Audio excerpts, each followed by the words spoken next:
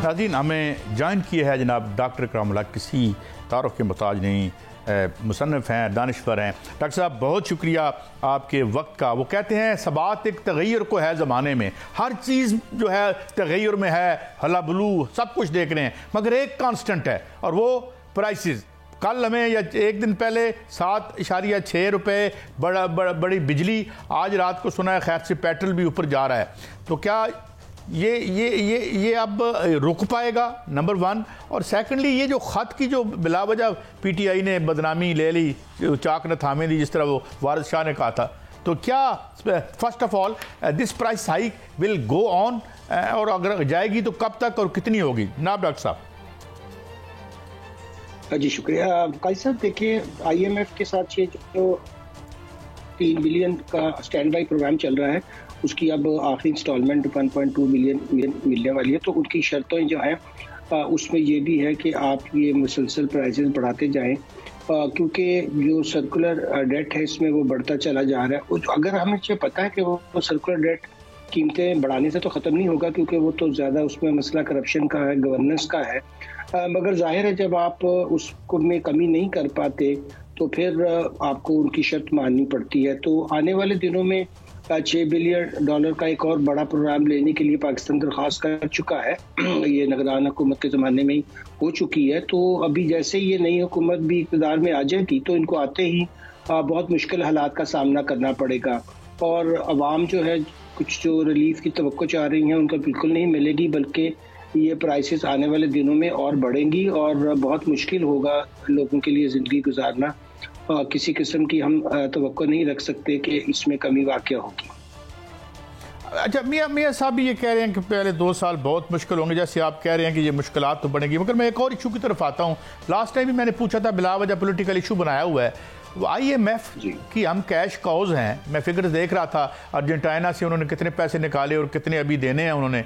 ये तो हम तो उनके कमाऊ पूत हैं, तो क्यों प्रोग्राम बंद करेंगे? और ये खत लिखने की क्या ज़रूरत थी इनको, या इस खत से वो इन्फ्लुएंस हो जाएगा? IMF कितने पैसे, $130 बिलियन हम पे लादा हुआ है और हमें वो निचोड़ रहा है। डॉक्टर साहब नहीं, वो तो उसका पे तो कोई असर नहीं होगा, मगर ये जो काम कह रहे हैं कि खत लिखने से, ये तो असल यही है ना कि जो असल चीज़ों की तरफ से फिर तवज्जो हटाना कि ये जो लाइन लॉसेस हैं क्यों ख़त्म नहीं होते, करप्शन क्यों ख़त्म नहीं होती, लोगों पर ही क्यों बोझ डाला जाता है। तो वो IMF को ख़त लिखने के मसले को आप ज़्यादा बढ़ा चढ़ा कर भी पेश कर सकते हैं और इग्नोर भी कर सकते हैं, मगर ये वाहिद मुल्क है, आपको हमें पता ही है कि हम वाहिद मुल्क हैं जो कर्जा मिलने पर जश्न मनाते हैं। अब पिछली दफ़ा $6 बिलियन हमने बजट में दिखाया कि हम अपने रिसोर्सेज से जो है वो उसको रेज करेंगे, मगर वो हम नहीं कर सके। अब वो सारा के सारा फिर फिस्कल डेफिसिट में जाएगा। इस वक्त हमारे बॉन्ड्स की पोजीशन ही नहीं है कि हम पिछले ही अंडर सेल हो रहे हैं, उसका ही डिस्काउंट इतना है, तो नहीं कहाँ से हम लेते पैसा।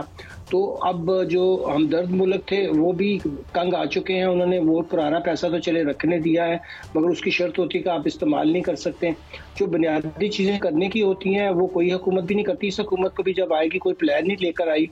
वैसे 2 साल सख्त तो कह रहे हैं, मगर ये भी तो बताना चाहिए ना कि फिर कैसे उसमें से निकलेंगे और कर्जा लेंगे या खुशी मनाएंगे। मैं तो हैरान होता हूँ जब कोई IMF से ट्रांश मिलती है तो कैसे जश्न मनाया जाता है, उसमें तो ज़ाहिर अफसोस करना चाहिए, मगर आपको पता है कि ये सिलसिला चलता रहता है और वो उनकी भी कोई इंटेंशन नहीं है कि वो हमें कर्जा ना दे, वो और भी देंगे। और ये जो हमारी शराफिया है वो और भी, उनके कोई अल्ले तल्ले ख़त्म नहीं होंगे। आप देखेंगे कि उनकी गाड़ियाँ, उनके पेट्रोल, उनके हर चीज़ फ्री जो मिलती है, उनके जो परक्विजिट्स हैं, उनके जो बड़े बड़े मरात हैं वो भी जारी रहेंगी। इनकम टैक्स, सेल टैक्स और दूसरे लॉज के अंदर जो उनको टैक्स एग्जम्पशंस है वो अब 2 ट्रिलियन तक पहुंच गई हैं, वो भी जारी रहेंगी और अवाम का जो है वो बुरे से बुरा हाल होता चला जाएगा। अच्छा डॉक्टर साहब, ये जो रेटिंग एजेंसीज हैं, फिच है, मूडीज है, इनसे भी बड़ा डर लगता है हमें। ये हमारी तारीफ करें तब भी डर लगता है, जब तारीफ ही करें तो ये क्या पॉलिटिकल टूल्स हैं ये भी, या किस हद तक इनकी असेस, जिस तरह मूडीज ने कल कहा कि जी जो पोस्ट इलेक्शन या जो इंस्टेबिलिटी है it might hamper our progress, तो ये इनकी क्या हैसियत है, क्रेडिबिलिटी क्या है, इस पर क्या आपका टेक है? जी देखिए ना, वो जैसे ही आपके नंबर्स देखकर क्रेडिट रेटिंग करते हैं तो उसी हिसाब से जो हमने कुछ स्कूल बॉन्ड के जरिए कुछ और बाहर जो है फॉरेन डिनोमिनेशन के जो कर्जा वो बिल्कुल नहीं फिर हमें मिलता। मगर हकीकत तो यही है कि उनका सबसे बड़ा जो मैंने देखा जो हकीकत पसंदाना तबसरा था वो तो यही है कि पाकिस्तानी हुकूमत जो है वो अपने बैंकों से बड़े बड़े कर्जे लिए चली जा रही है। उनका भी एक्सपोजर जो है गवर्नमेंट सिक्योरिटीज़ में 95% से भी ज़्यादा है। तो ऐसे केस में ना हमारे बैंकों को अच्छी रेटिंग मिलती है ना हुकूमत को, क्योंकि मसला वही है कि बस कर्ज की मैं पी रहे हैं और समझते हैं कि हमारी जो फाका मस्ती है एक दिन रंग लाएगी। ये तो हो नहीं सकता है। तो ये जो उन्होंने किया है उसमें सबसे बड़ा जो सवालिया निशान आ रहा है वो गवर्नमेंट की इकोनॉमिक वायबिलिटी है। तो वो रियासत की आहिस्ता आहिस्ता किसी हुकूमत का मसला मेरे ख्याल में नहीं है, ये रियासत के हमें बतौर रियासत देखना चाहिए कि उसकी जो इकोनॉमिक वायबिलिटी है वो वैनिश होती चली जा रही है और बजाय के संजीदगी का मुजाहरा किया जाए वो और कर्जे लिए चले जा रहे हैं और उन्हीं कर्जों की वजह से महंगाई हो रही है। क्योंकि फिर आपको नोट छापने पड़ते हैं जब 22% के ऊपर आपने अपना डिस्काउंट रेट रखा हुआ है तो और तो कोई बिजनेस नहीं कर सकता क्योंकि उसको तो 25-26% पे लोन मिलेगा।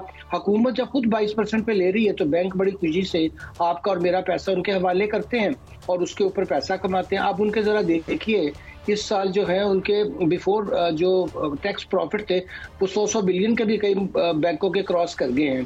तो डॉक्टर साहब दो सवाल मैं आखिर चाहूँगा कि एक तो ये कि बैंकों का स्प्रेड भी मेरे ख्याल में शौकत अजीज साहब के ज़माने में बड़ा ही उनको वो तो बड़ा यहाँ पे रीपिंग ह्यूज प्रॉफिट्स और एक पॉलिटिकल इकॉनमी का सवाल दोनों। क्या आपको लगता है कि जितना पॉलिटिकल लड़ाई गान मिला ये सब कुछ हो रहा है तो क्या ये जो प्राइसेस हैं ये सारे इस हला बलू को पीछे नहीं छोड़ जाएंगी? द वे अब चूंकि आ गया है वो टिपिंग पॉइंट आता नजर आता है। इन दोनों हवालों से आप कैसे देखते हैं? जी बिल्कुल आपने सही फरमाया कि अगर ये इसी तरीके से पाकिस्तान के अवाम पिसते रहे तो जाहिर है उसकी भी एक लेवल ऑफ टॉलरेंस तो होता है ना। फिर पता नहीं चलता किस वक्त लोग सड़कों पर आ जाएं क्योंकि जब ये समर के बिल आएंगे अभी तो देखिए कंजम्पशन कम थी विंटर में तो चलिए कुछ लोगों ने अब जब बिजली के बिल इस कदर आएंगे तो आप अंदाजा लगाएं कि वो तो इस काबिल नहीं होंगे कि दे पाए। तो ये अगर सब्सिडी देने की कोशिश करेंगे तो जाहिर है IMF नहीं देने देगा और उसके नतीजे में यहाँ पे भी एक अफरा तफरी का आलम होगा और ये इनकी कोशिश होगी कि हम ज़्यादा से ज़्यादा कर्जे उठाएं और चले अपना वक्त गुजारें और कहें चले जी अगली हुकूमत। आपने देखा ही कि 16 महीने में PDM के ज़माने में रिकॉर्ड हाई जो था वो इंटरेस्ट हमें पे करना पड़ा और लोन लेने पड़े। और ये जो थी निगरान हुकूमत भी कितनी भी अपने आप को प्रूडेंट कहे इन्होंने भी अपने जो इस अरसे में रिकॉर्ड कर्जे लिए हैं। तो मसला वही है कि पहले तो ये डिबेट की जाए कि ये जो इतना बड़ा पाकिस्तान का डेट है क्योंकि जो अब हमारी सारी इनकम से भी कहीं ज्यादा देखिए 8.5 ट्रिलियन का अगर आपने सिर्फ डेट सर्विसिंग में लगाना है तो ये तो पूरी आमदन का भी कहीं आपको फिर सूद के लिए भी पैसा लेना पड़ेगा। तो वायबिलिटी ऑफ जो मैं अर्ज कर रहा था स्टेट जो है वो वैनिश हो रही है। तो सोचना चाहिए जो वाकई मैटर करते हैं लैंड में कि भाई ये मसला एक हुकूमत का नहीं है बल्कि रियासत के पूरे ढांचे का है और उसमें जब तक बुनियादी तब्दीलियां नहीं करी जाएंगी तो हम किसी शक्ल भी तवक्को नहीं कर सकते।